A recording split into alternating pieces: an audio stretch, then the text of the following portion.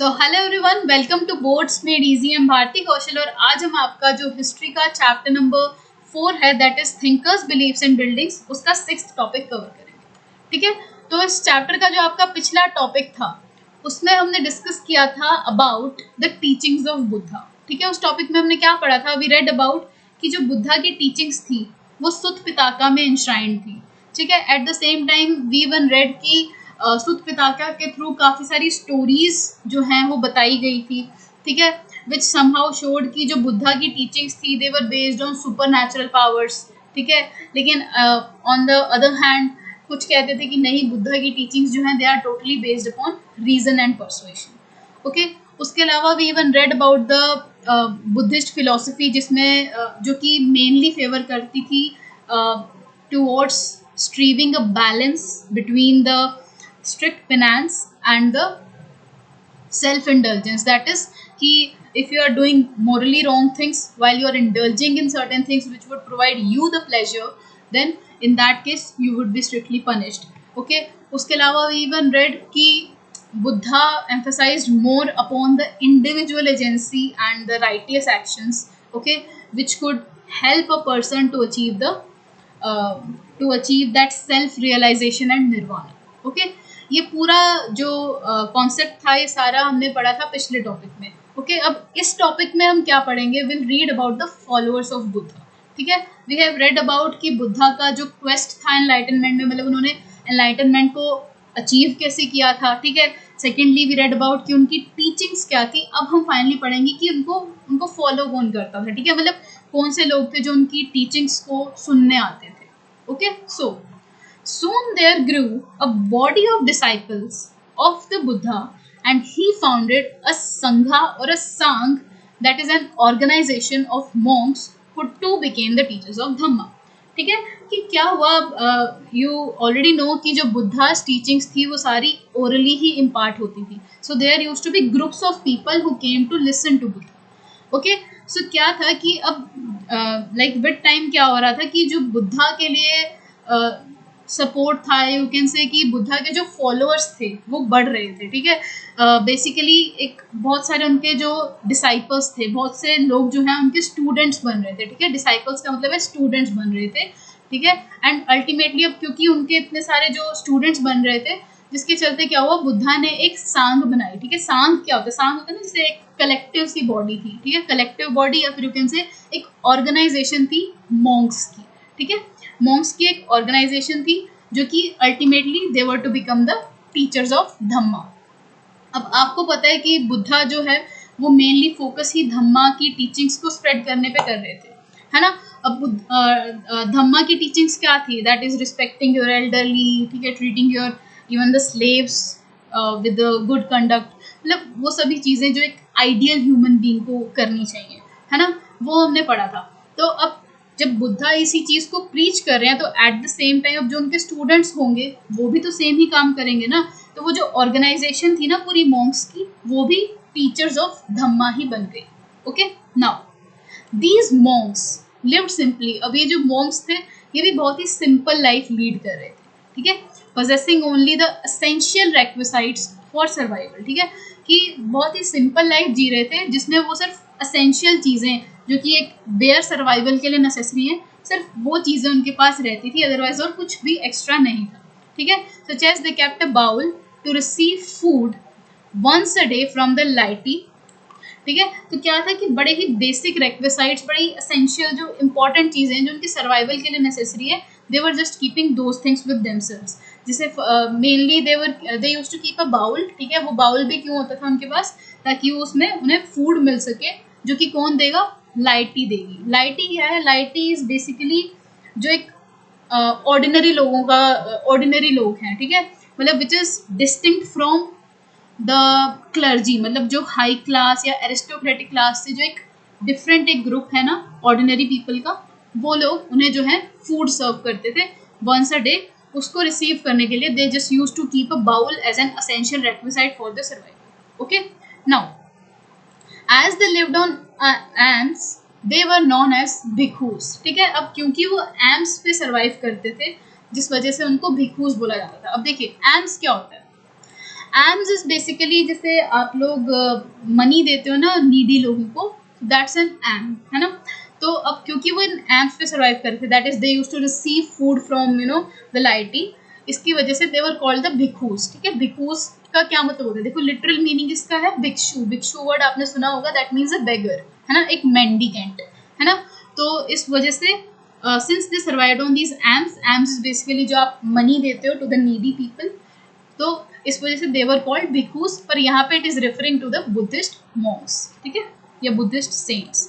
Now initially only men were allowed into the sangh. ठीक है, अभी जो सांग है कि जो बॉडी बनी थी ना डिसाइपल्स की, वो बॉडी ऑफ डिसाइपल्स या मॉन्क्स की जो ऑर्गेनाइजेशन बनी थी, अब इनिशियली इसमें सिर्फ मेल्स हो सकते थे, ठीक है, only men were allowed.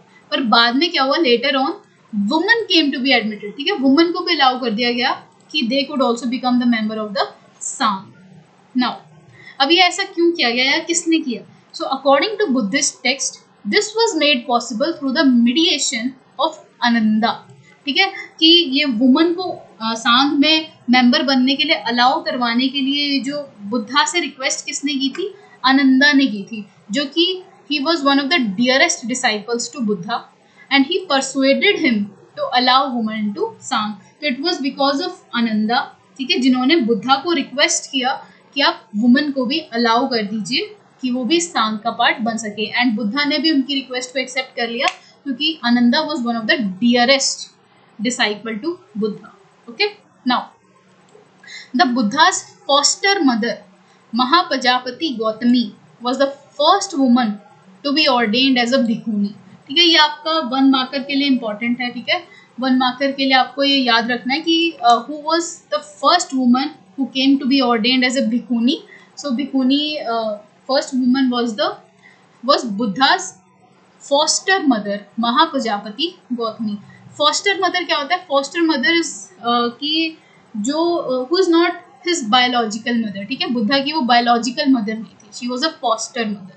Okay, now many women who entered the Sangh became the teachers of Dhamma and went on to become theris or respected women who had attained liberation।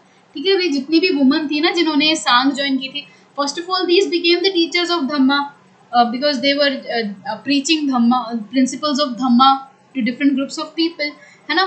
तो at the same time they also became theris। अब theris कौन थी? तो theris were the respected women जिनको liberation मिल गई। ठीक है, ये भी आपको याद रखना कि what was theris as a 1 marker। तो theris were the respected women जिनको liberation मिल गई। ओके, नाउ तो देखिए फर्स्ट ये जो आपका पैराग्राफ है इसमें सांग के बारे में लिखा हुआ है। ठीक है, सांग के मेंबर्स कौन थे वो लिखा हुआ है। सेकेंडली इसमें लिखा हुआ है कि वुमन, ठीक है, वुमन को जैसे अलाउ किया गया। ठीक है, इस वाले में वुमन के बारे में लिखा गया है। First of all was a basic introduction to sangh. अब जो थर्ड वाला आपका पैराग्राफ है इसमें हम देखते हैं किस चीज़ से रिलेटेड लिखा है। So the Buddha's followers came from many social groups. अब जो फॉलोअर्स थे वो अलग अलग सोशल ग्रुप से आए थे, यहाँ पे उस चीज़ के बारे में मेंशन किया गया। तो मतलब लाइक एक बार आप फर्स्ट लाइन पढ़ लो ना किसी पैराग्राफ की, तो एक बार आपको एक ओवरव्यू मिल जाता है कि आप पूरे पैराग्राफ में किस चीज़ से रिलेटेड पढ़ने वाले हो। और अगर आप इस फर्स्ट लाइन को समझ के, या चलो पूरा पैराग्राफ समझ के, if you are able to find the crux of that particular paragraph out ना and then write it as a heading to your paragraph, तो बहुत अच्छा इम्पैक्ट डालता है। तो प्लीज़ कभी भी कोई भी पैराग्राफ पढ़ते हो ना हिस्ट्री में, तो प्लीज़ उससे एक हेडिंग निकालने की कोशिश ज़रूर किया करो, उसको अपने आंसर में लिखा करो, एंश्राइन किया करो। काफ़ी अच्छा इंप्रेशन जाता है कि जो एग्जामिनर होता है मोस्टली बाय चांस क्या होता है कि वो हेडिंग देख के भी नंबर दे देता है। ओके, तो थोड़ा सा while you study just keep your mind a little open। So let us start। Sorry for that interruption। Now बुद्धा's followers came from many social groups। ठीक है, तो बुद्धा के जो फॉलोअर्स थे वो अलग अलग सोशल ग्रुप से आए थे। इट वॉज नॉट ओनली कि सिर्फ एक फैक्शन ऑफ पीपल है जो बुद्धा को फॉलो कर रहा है, तो ऐसा नहीं था। तो दीज इंक्लूडेड द किंग्स, ठीक है, राजा महाराजा भी थे, वेल्दी मैन भी थे, गहापतीज भी थे, and also the humbler folk that is workers, slaves and crafts people. ठीक है, कि ऐसा नहीं है कि सिर्फ एक ही ग्रुप है, सिर्फ राजा महाराजा का ही ग्रुप है, नो, राजा भी है, वेल्थी पीपल भी हैं, गहापतीज भी हैं, and eight the same time even the slaves and the crafts persons भी हैं। ठीक है, तो सभी, हर सोशल ग्रुप के, हर सोशल फैक्शन के लोग जो हैं वो बुद्धिज्म को फॉलो करते थे। Once within the sangha all were regarded as equal. अच्छा, और अब जैसे सपोज आप जैसे ही आपने संघा को ज्वाइन कर लिया, सांग को ज्वाइन कर लिया, अब उस ऑर्गेनाइजेशन के मेंबर बनते ही you just lose your social identity, कि जो आपकी वट एवर सोशल आइडेंटिटी पहले थी वो खत्म हो गई। ठीक है, अब चाहे कोई राजा था पहले, जैसे ही वो सांग का मेंबर बना तो वो राजा नहीं रहेगा, फिर वो राजा कंसीडर नहीं किया जाएगा। ठीक है, या फिर जैसे सपोज अब कोई स्लेव है, उसने जैसे ही सांग ज्वाइन की, so even that slave and as well as that raja, ठीक है, दोनों की अब सेम ही आइडेंटिटी रहेगी, they lose their earlier social identity. ठीक है, they were treated as equals having shed their earlier social identity on becoming the bhikkhus and bhikkhunis। तो जैसे ही आप कोई भिक्खु या भिक्खुनी बन चुके हो, तो at that very point of time the person loses his earlier social status। Now, the internal functioning of Sangh was based on the tradition of Ganas and Sanghas।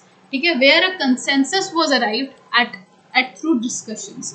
ठीक है, कि अब जो ये जो सांग है, ये जो ऑर्गेनाइजेशन है, अब इसकी फंक्शनिंग किस बेस पे चलेगी, तो it was based on the traditions of ganas and sanghas, जिसमें क्या होता था, एक राजा होता था, है ना, फिर अब जो उनका कोई डिसीजन अगर लिया जाता था तो वो डिस्कशंस के थ्रू ही लिया जाता था। ठीक है, कॉमन कंसेंसस आएगा डिस्कशंस के चलते एंड फिर अल्टीमेटली कोई डिसीजन लिया जाएगा।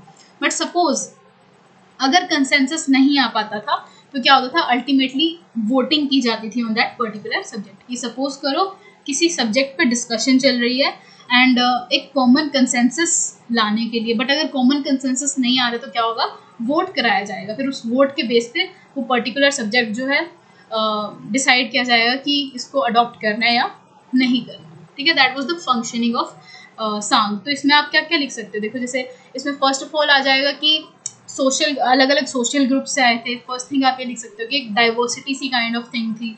ठीक है, एंड सेकेंडली आप इसमें एक सेकेंड पॉइंट क्या निकलता है कि उसकी इंटरनल फंक्शनिंग किस बेस पे थी।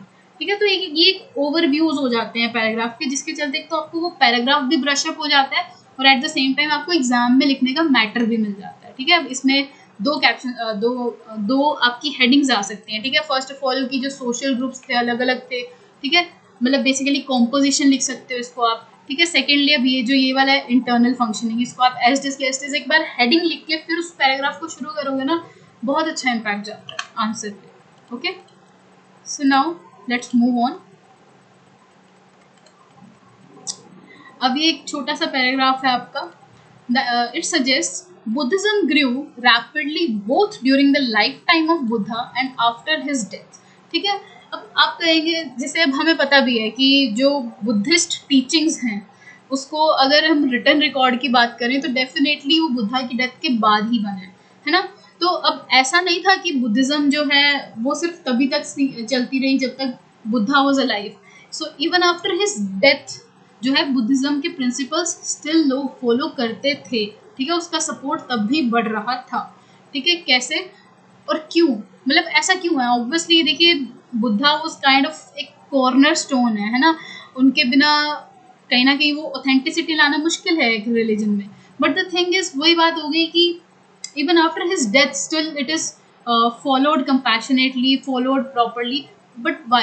So it was because it appealed to many people who were dissatisfied with the existing religious practices and confused by the rapid social changes taking place around them।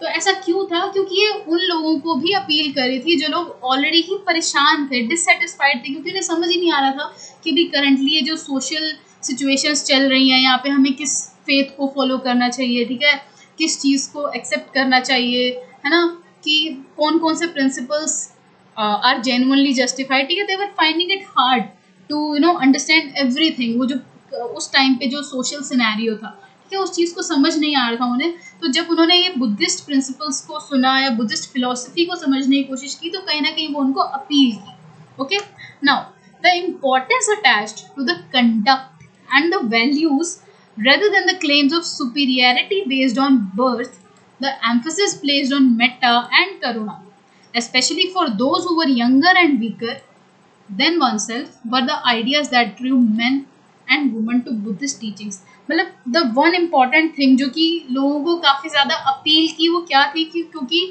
जो Buddhism था it was mainly focusing upon the conduct and values. हमने पढ़ा था ना कि बुद्धा जो थे वो एम्फेसिस ही इन चीज़ों पे डाल रहे थे कि इंडिविजुअल कंडक्ट, इंडिविजुअल एफर्ट कैसा है. ठीक है, he was asking even the kings and the gahapatis to be compassionate, to be humane, है ना. तो इसी वजह से तो लोगों को वो यही चीज़ अपील कर रही थी कि फर्स्ट ऑफ ऑल कि ये लोग जो है वैल्यूज़ पे ज़्यादा फोकस करते हैं.